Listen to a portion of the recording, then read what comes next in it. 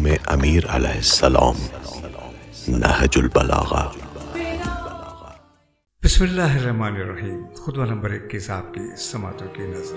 تمہاری منزل مقصود تمہارے سامنے ہے، موت کے ساتھ تمہارے عقب میں ہے، جو تمہیں آگے کی طرف لے کر چل رہی ہے۔ ہلکے پھلکے رہو تاکہ آگے بڑھنے والوں کو پا سکو۔ تمہارے اگلوں کو پچھلوں کا انتظار کرایا جا رہا ہے کہ یہ بھی ان تک پہنچ جائیں۔ سید رضی فرماتے ہیں کہ کلام خدا اور رسول کے بعد جس کلام سے بھی ان کلمات کا موازنہ کیا جائے تو حسن و خوبی میں ان کا پلہ بھاری رہے گا اور ہر حیثیت سے بڑھے چڑھے رہیں گے۔ اور آپ کا یہ ارشاد کہ تفقوا تلحقوا، اس سے بڑھ کر تو کوئی جملہ سننے میں نہیں آیا جس کے الفاظ کم ہو اور معنی بہت ہوں۔ اللہ اکبر! کتنے اس کلمے کے معنی بلند اور اس حکمت کا سر چشمہ صاف و شفاف ہے، اور ہم نے اپنی کتاب خصائص میں اس فقرے کی عظمت اور اس کے معنی کی بلندی پر روشنی ڈالی ہے۔ خطبہ نمبر 22 آپ کی سماعتوں کی نظر۔ معلوم ہونا چاہیے کہ شیطان نے اپنے گروہ کو بھڑکانا شروع کر دیا اور اپنی فوجیں فراہم کر لی ہیں تاکہ ظلم اپنی انتہا کی حد تک اور باطل اپنے مقام پر پلٹ آئے۔ خدا کی قسم، انہوں نے مجھ پر کوئی سچا الزام نہیں لگایا اور نہ انہوں نے میرے اور اپنے درمیان انصاف برتا۔ وہ مجھ سے اس حق کا مطالبہ کرتے ہیں جسے خود ہی انہوں نے چھوڑ دیا، اور اس خون کا عوض چاہتے ہیں جسے انہوں نے خود بہایا ہے۔ اب اگر اس میں ان کا شریک تھا تو پھر ان میں ان کا بھی تو حصہ نکلتا ہے، اور اگر وہی اس کے مرتکب ہوئے ہیں تو میں انہیں پھر اس کی سزا بھی صرف انہی کو بھگتنا چاہیے۔ جو سب سے بڑی دلیل وہ میرے خلاف پیش کریں گے وہ انہی کے خلاف پڑے گی۔ وہ اس ماں کا دودھ پینا چاہتے ہیں جس کا دودھ منقطع ہو چکا ہے، اور مری ہوئی بدعت کو پھر سے زندہ کرنا چاہتے ہیں۔ اف، کتنا نامراد یہ جنگ کے لیے پکارنے والا ہے۔ یہ ہے کون جو للکارنے والا ہے، اور کس مقصد کے لیے اس بات کو سنا جا رہا ہے؟ اور میں تو اس میں خوش ہوں کہ ان پر اللہ کی حجت تمام ہو چکی ہے اور ہر چیز اس کے علم میں ہے۔ اگر ان لوگوں نے اطاعت سے انکار کیا تو میں تلوار کی باڑ ان کے سامنے رکھوں گا، جو باطل سے شفا دینے اور حق کی نصرت کے لیے کافی ہے۔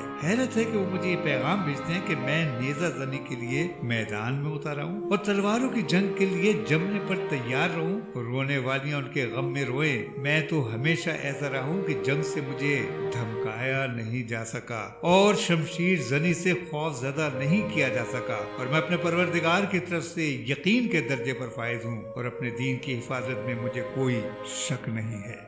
خطبہ نمبر 23 آپ کی سماعتوں کی نظر۔ ہر قسم کے مقسوم میں جو کم یا زیادہ ہوتا ہے اسے لے کر فرمان قضا آسمان سے زمین پر اس طرح اترتے ہیں جس طرح بارش کے قطرات۔ لہذا اگر کوئی شخص اپنے کسی بھائی کے اہل و مال و نفس میں فراوانی و وسعت پائے تو یہ چیز اس کے لیے کبیدگی خاطر کا سبب نہ بنے۔ جب تک کوئی مرد مسلمان کسی ایسی ذلیل حرکت کا مرتکب نہیں ہوتا کہ جو ظاہر ہو جائے تو اس کے تذکرے سے اسے آنکھیں نیچی کرنی پڑے، اور جس سے ذلیل آدمیوں کی جرت بڑھے، وہ اس کامیاب جواری کے مانند ہے جو جوئے کے تیروں کا پانسا پھینک کر پہلے مرحلے میں ایسی جیت کا متوقع ہوتا ہے جس سے اسے فائدہ حاصل ہو، اور پہلے نقصان ہو بھی چکا تو وہ دور ہو جائے۔ اسی طرح وہ مسلمان جو بددیانتی سے پاک دامن ہو، دو اچھائیوں میں سے ایک کا منتظر رہتا ہے، یا اللہ کی طرف سے بلاوا آئے تو اس شکل میں اللہ کے یہاں کی نعمت ہی اس کے لیے بہتر ہے، اور یا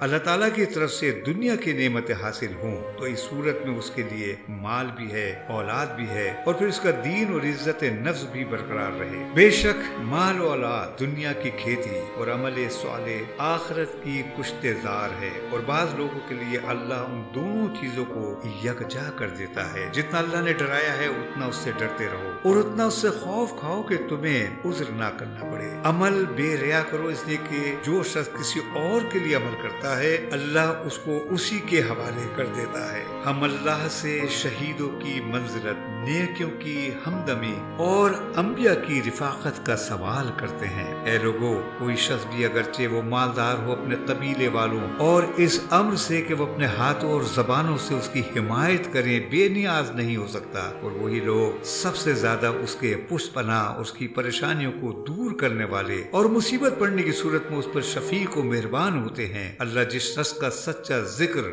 خیر لوگوں میں برقرار رکھتا ہے تو یہ اس مال سے کہیں بہتر है जिसका वो दूसरों को वारिस बना जाता है। इसी खुतबे का एक जुज ये है, देखो तुम में से अगर कोई शख्स अपने करीबियों को फिक्र फाका में पाए तो उनकी एहतियाज को उस इमदाद से दूर करने से पहले तही ना करे जिसके रोकने से कुछ बढ़ ना जाएगा और सर्फ करने से कोई कमी ना आएगी। जो शख्स अपने कबीले की आनत से हाथ रोक लेता है तो उसका हाथ तो रुकता है, लेकिन वक्त पड़ने पर बहुत से हाथ उसकी मदद से रुक जाते हैं। जो शख्स नरम खू और अपनी कौम मोहब्बत हमेशा बरकरार रख सकता है। शरीफ रजी फरमाते हैं कि यहाँ पर गफीरा तक के मायने कसरत और जाती के हैं और ये अरबों के कौल इज्तिहाम से माखूज है। और बाज़ रिवायतों में गफीरा की बजाय अफू और अफू किसी शय के उम्दा और मुंतखब हिस्सों को कहते हैं, यानी मैंने मुंतखब उम्दा खाना खाया।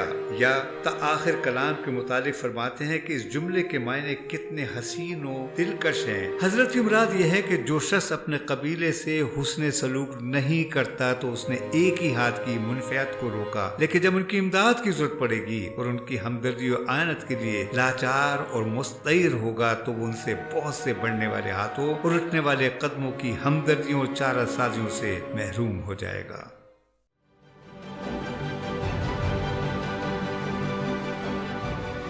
अक्स, सच्चाइयों और हकायक का अक्स।